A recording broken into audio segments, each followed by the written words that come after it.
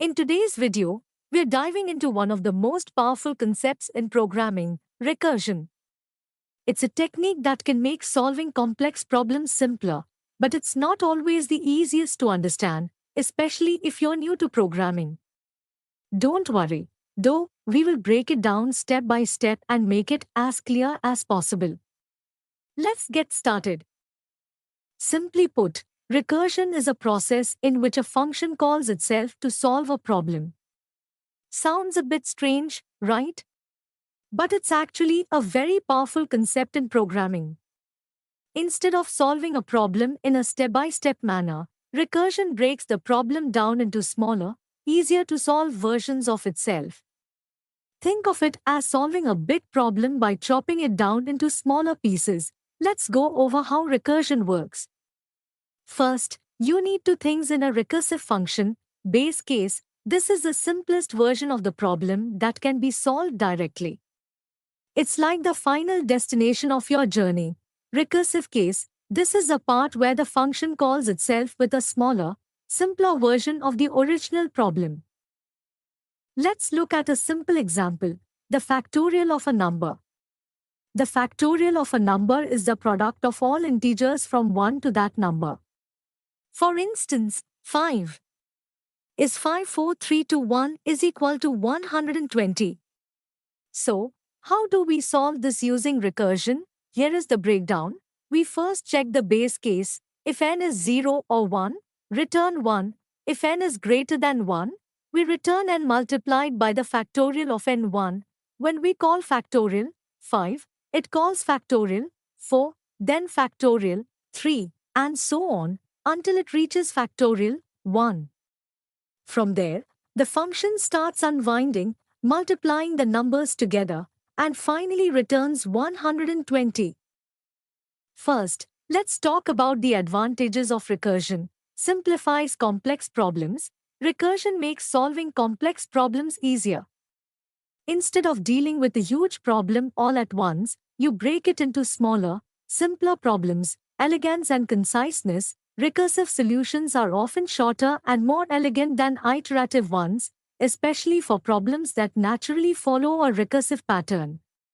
Perfect for divide and conquer problems. Problems like tree traversal, searching, and sorting are perfect examples where recursion shines. Mathematical sequences. Many mathematical formulas, like Fibonacci numbers, are naturally recursive, making recursion a natural fit. But of course, nothing's perfect, and recursion has some disadvantages too. Memory usage. Recursion uses memory to store the function calls in the call stack. If the recursion goes too deep, it can lead to a stack overflow, slower performance. Recursive calls can be slower than iterative ones due to the overhead of function calls and repeated calculations. Difficult to debug. Recursive functions can be tough to debug, especially when dealing with deep call stacks. Lack of tail call optimization. Python doesn't optimize tail recursion, so deep recursion might hit the stack limit. So, recursion is a great tool, but it's not without its challenges. Now, let's dig into how recursion actually works step by step. Using an example, let's go through another simple example, a countdown function.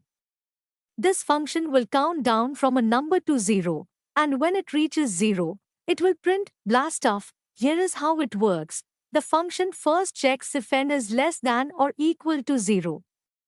If it is, it prints blast off and stops. If n is greater than 0, it prints n, then calls itself with n1. This process continues until n becomes 0, and the recursion starts to unwind.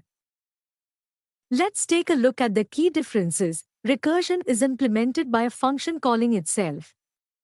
It's great for breaking problems down into smaller subproblems. Iteration uses loops to repeatedly perform a task until a condition is met. Memory usage. Recursion can consume more memory, as each function call adds to the stack. Iteration, on the other hand, uses a fixed amount of memory, making it more memory efficient. Speed. Iteration is usually faster because it doesn't have the overhead of function calls like recursion does. Readability. Recursion is more elegant for problems that naturally fit the divide and conquer approach, like tree traversals or calculating Fibonacci numbers. Iteration is more straightforward for repetitive tasks. Practice exercise. What is recursion in programming?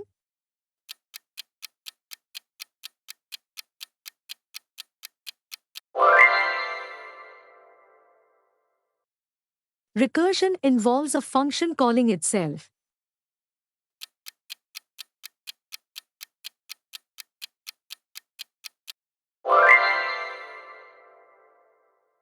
Recursion helps solve problems by breaking them down into smaller, simpler instances. Always have a base case to stop the recursion.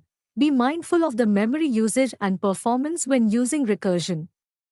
Consider using iteration for problems that don't naturally fit the recursive model.